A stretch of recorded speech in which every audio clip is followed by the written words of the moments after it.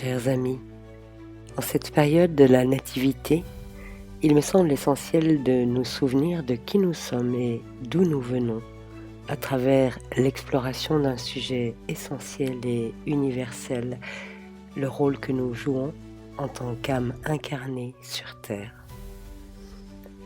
En effet, bien que nous l'ayons le plus souvent oublié, ou que nous éprouvions de la peine à le ressentir, nous demeurons des ponts, des liens vivants entre le ciel et la terre, entre les mondes invisibles et ce monde terrestre de l'incarnation.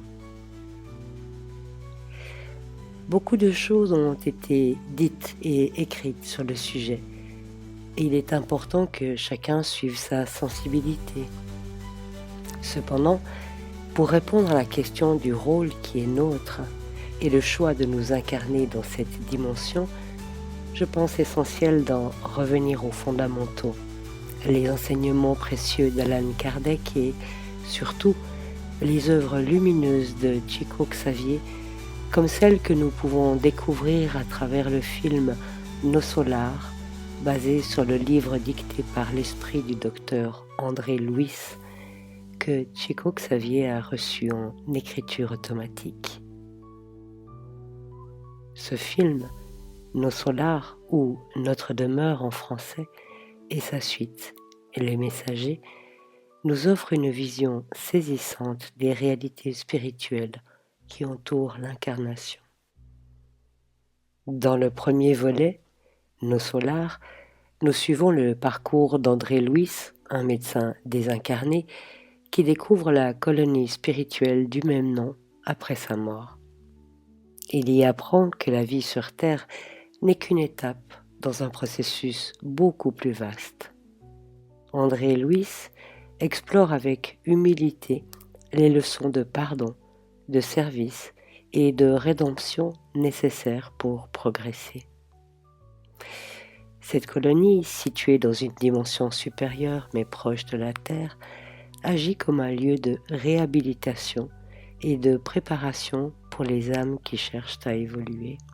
Dans le second volet, Les Messagers, la perspective s'élargit pour nous dévoiler les coulisses de l'incarnation.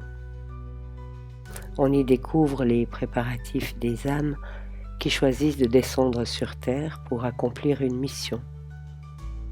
Les guides et messagers spirituels jouent un rôle crucial en accompagnant ces âmes, les aidant à planifier leur incarnation, en tenant compte des défis qu'elles rencontreront, des liens à rééquilibrer et des opportunités d'évolution qu'elles peuvent saisir.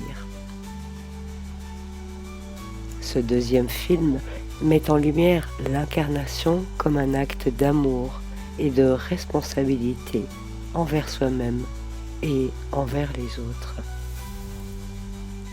Certains penseront peut-être qu'Allan Kardec, auquel j'ai fait allusion tout à l'heure, fait partie d'une autre époque, celle du XIXe siècle, et qu'en conséquence, les choses ont évolué.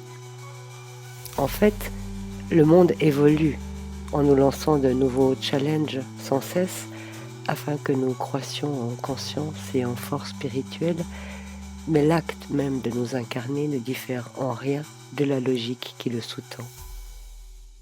Pour vaincre le monde, nous avons à renaître au monde. Cette phrase prononcée par l'un des protagonistes du deuxième volet de Nos Solars, Les Messagers, fait écho à la phrase du Christ « Prenez courage, j'ai vaincu le monde », que l'on retrouve en Jean 16, 33. Je vous fais ici part d'une réflexion car, comme beaucoup d'entre vous sans doute, et malgré la foi qui m'anime, les épreuves auxquelles nous sommes confrontés en cette période trouble n'encouragent guère à envisager un retour sur Terre, si ce n'est déjà le séjour actuel. C'est tellement compréhensible. Cependant, cette phrase « Pour vaincre le monde, nous avons à renaître au monde », je la comprends sous un éclairage différent. Si Christ, être pur et divin, a pu choisir de venir dans le monde, un choix libre par amour pur, alors Comment ne pas l'imiter? Et c'est bien ce que suggère la phrase. Pour vaincre le monde, nous avons à renaître au monde. C'est ici une leçon de courage et une façon d'honorer notre je. C'est aussi une façon de nous rappeler que si nous sommes ici, c'est justement pour apprendre à vaincre le monde, comme le Christ nous l'a montré.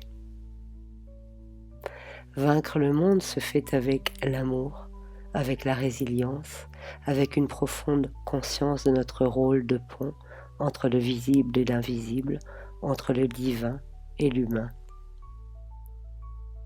Être ici, sur cette terre, n'est pas une punition, ni une simple étape imposée. C'est un choix courageux que nous avons fait, un engagement que nous avons pris, même si nous l'avons oublié. Quelles que soient les circonstances de nos vies, nous demeurons des ponts. Même lorsque nous nous sentons épuisés, vaincus, humiliés, incompris, nous sommes encore des êtres de lumière. Parfois les nuages, l'orage ou le brouillard cachent le soleil. Mais le soleil est toujours là.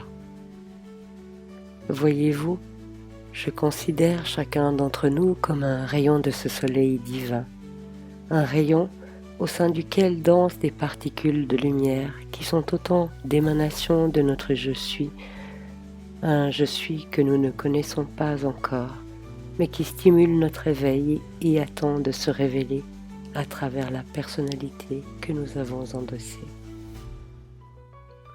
Nous ne sommes pas parfaits, mais perfectibles. Là réside notre grandeur. Nous ne sommes pas saints, mais sanctifiables. Là réside notre candeur. Nous ne sommes pas encore pleinement éveillés, mais conscients. Là réside notre espérance. Nous ne sommes pas immuables, mais capables de transformation. Là réside notre puissance. Dans les enseignements d'Allan Kardec et les messages inspirés de Chico Xavier, il est clair que l'incarnation n'est pas une obligation, mais une opportunité sacrée. Nous choisissons de venir sur Terre pour servir, pour apprendre et pour grandir. Nous sommes appelés à être des agents du changement, à illuminer les coins les plus sombres par nos actions, nos pensées et notre présence. Les guides spirituels tels que décrits dans les messagers nous aident à préparer ce chemin. Ils nous rappellent que même dans les épreuves, nous ne sommes jamais seuls. Ils travaillent discrètement à nos côtés, nous soutenant dans notre mission. Ils nous inspirent à voir chaque défi comme une occasion de transcendance, chaque douleur comme une porte vers une plus grande lumière. Lorsque nous séjournons dans nos corps, dans le sommeil de nos journées, nous ne nous souvenons pas que nous nous éveillons au cœur de nos nuits pour nous instruire, rapporter nos expériences et les cultiver afin d'en faire de nouvelles qualités spirituelles. Nous avons une vie inconnue durant nos nuits qui est bien plus profonde que l'état de veille de nos journées. Chaque jour, à travers nos pensées, nos paroles et nos actions, nous semons des graines de lumière. Parfois, ces graines tombent dans un sol aride, mais d'autres fois, elles prennent racine et fleurissent, même là où nous ne les attendions pas. Nous ne sommes pas responsables des fruits, mais nous sommes responsables des semailles. Et même si nous ne voyons jamais les fruits de nos semailles, l'essentiel est d'avoir mis tout notre cœur et toute notre âme dans notre action de semer. Lorsque nous choisissons de voir au-delà des apparences, de tendre la main à ceux qui souffrent, de pardonner même lorsque cela semble impossible, nous devenons ces ponts vivants qui unissent le divin et l'humain. Nous offrons à ce monde une opportunité de se transformer à travers nos actes, aussi humbles soient-ils. Il y a ainsi en nous une double mission, apporter la lumière sur la terre en transformant nos propres ténèbres, en osant aimer là où il y a de la peur, en créant là où il y a du vide, et élever nos vibrations vers le divin, en apprenant à voir au-delà des apparences, en nous connectant à notre je suis et en cultivant la paix intérieure, malgré le tumulte ou justement à cause de lui.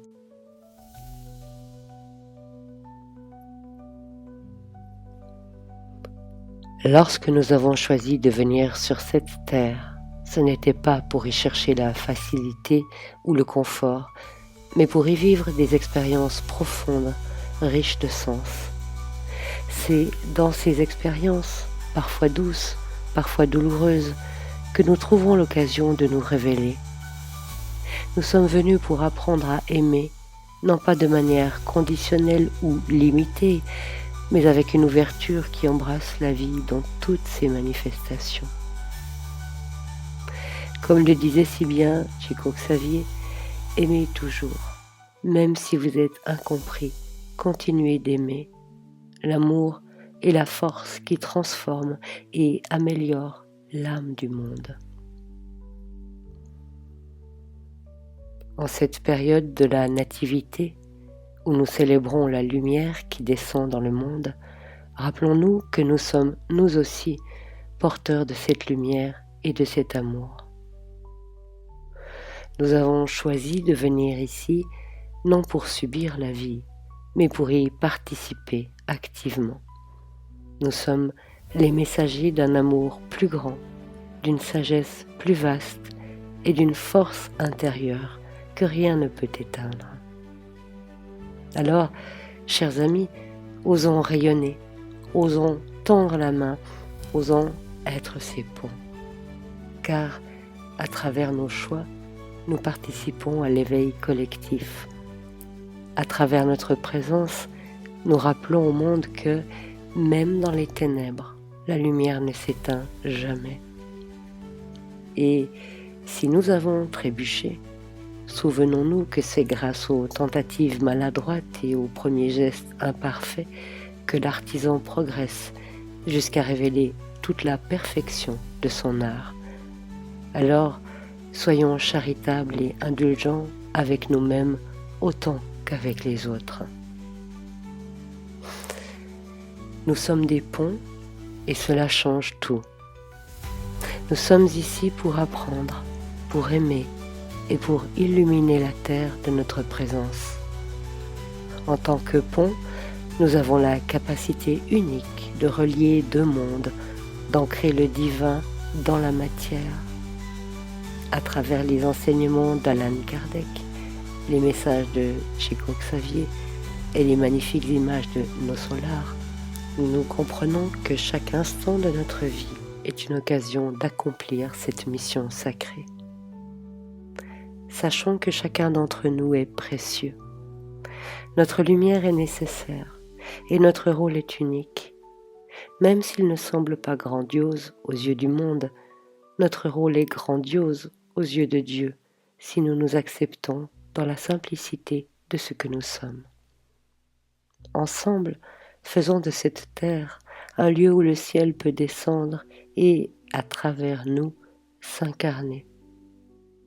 Car c'est là où il y a de la noirceur que nous sommes invités à apporter de la lumière, là où il y a de la discorde que nous pouvons apporter la paix, là où il y a de la souffrance que nous pouvons consoler. Nous n'avons pas besoin d'être des saints pour cela, juste des humains qui se souviennent avoir été appelés par le divin. Que l'amour soit votre bouclier et la lumière votre épée afin d'écarter les ténèbres. Et qu'en vos cœurs, en ces saintes nuits, vous ressentiez tout l'amour du monde spirituel, de vos guides et de vos précieux défunts pour vous.